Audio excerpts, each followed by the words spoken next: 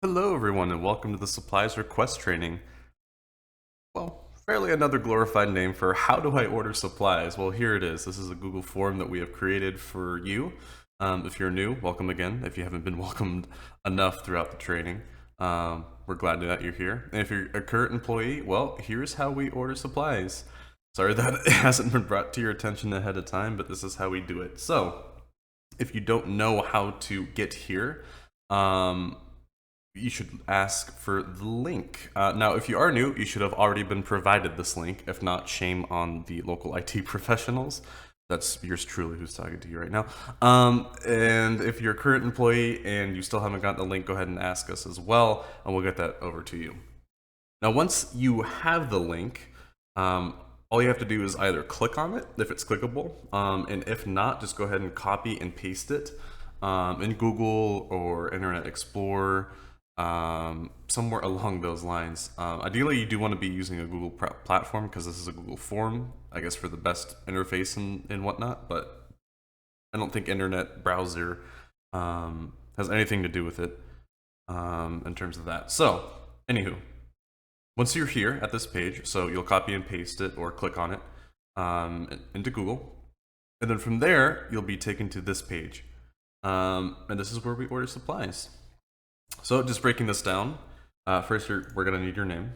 As you can see, this is a required question. You cannot submit this form without a name. This is done on purpose. Trust me, we're not going to share your data with any outside sources, especially for a supplies request form. That wouldn't make any sense. As well as only the people who will be giving the supplies to you will know who it is, and that's just so we can distribute the supplies to the person who requested them. Pretty straightforward. So you're not signing a will or anything. So case closed on that. Anyway, so you'll have several sections here, and they'll be labeled with a title, so what the section entails. So for example, this is paper, and then there'll be a description right under there. So for here, this will be on 90% of all these, saying select the number of what it is, the description. So in this case, it's reams of paper that are needed to the corresponding row. So what exactly does this mean? This means, so what you're getting is a ream of paper. So for example, if I'm using the printer and I'm noticing that, hey, I'm running low on white paper, I'm going to need to request some reams. I come here to white paper. So they're done by rows. So as you can see, this is white, this is blue, and this is orange.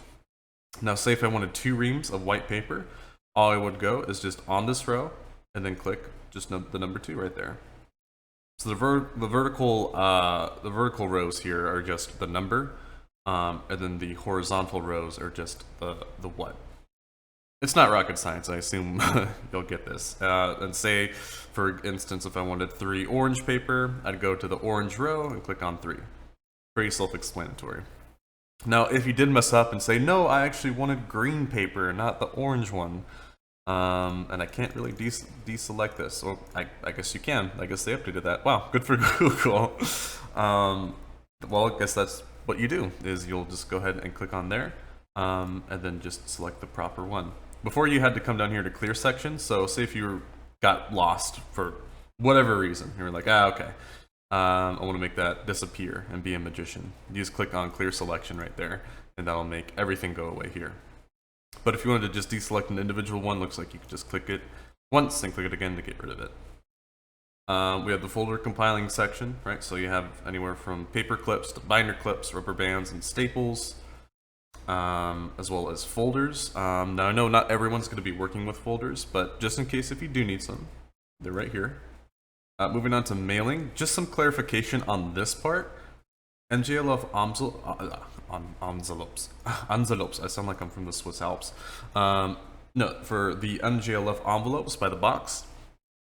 These are the actual envelopes that you would fold, that you would tri-fold the paper and place into.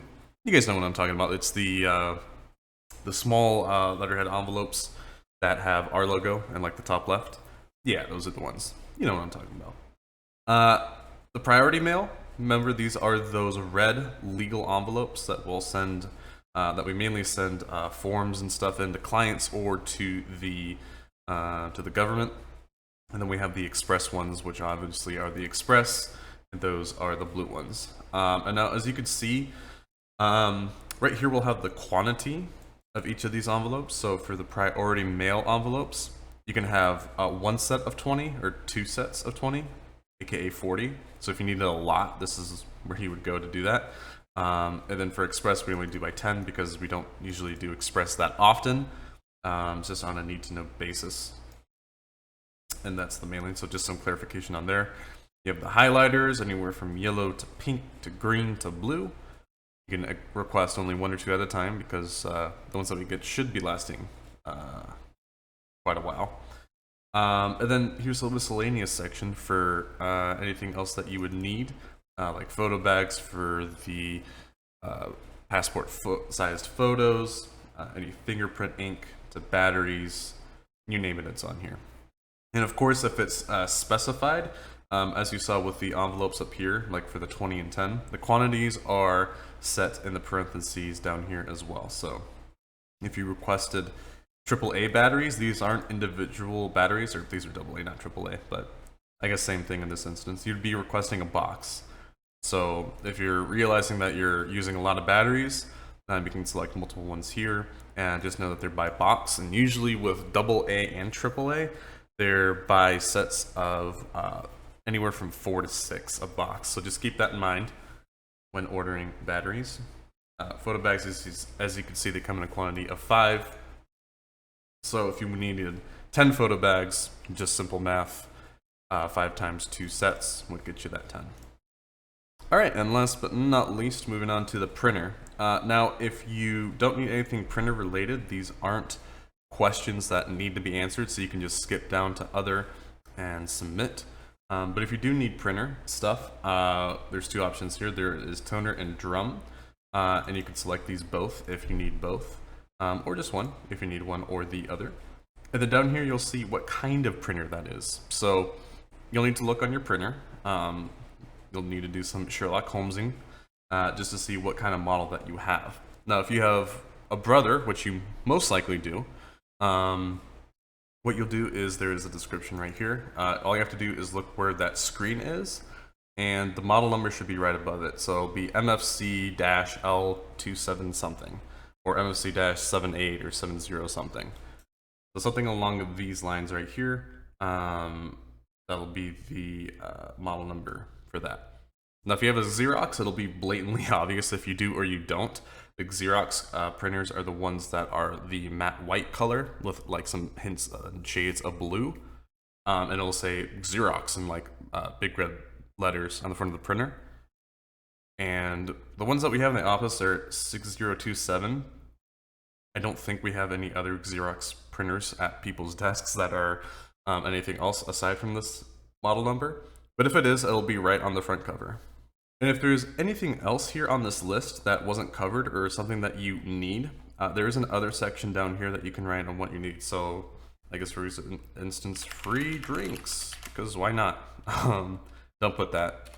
You might get reprimanded from that, but just kidding. You probably won't, but just, you know, if there's anything else that you need that's not on the list, you could just put it right there. As you can see, I'm just going to type here. It's pretty long, so you can really specify what it is that you need right there. And then last, you would just click on submit, and that order will be received. Now, every Monday is when we distribute the supplies, and the deadline for that next Monday would be the Friday. So, for instance, if on a Tuesday, if you need supplies or recognizing that you're running low, okay, so you might need to think ahead before saying, oh, I need supplies. We do urgent requests sometimes, okay, not all the time. If it's really, really urgent, we can make an exception, but most of the time the answer is going to be no, okay? So it's your responsibility to look into the supplies that you have and what you need for the upcoming week to do your work efficiently.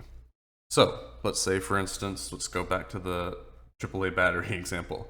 If I needed 2 sets of those AAA batteries, I know my mouse is acting up if it's wireless, and I'm going to need some batteries in the future. This is what I would do, is I would just submit that request.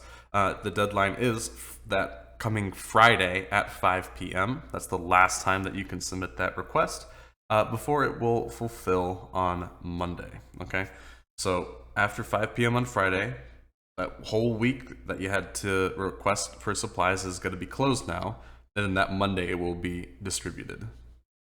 So go ahead and mark that down in your calendar if need be. And of course, if there's any questions, you can come to your local IT professional or the person who handles the supplies, and they'll get that sorted out for you and hopefully answer your question. And that's the supplies request training. Thank you so much, and good luck.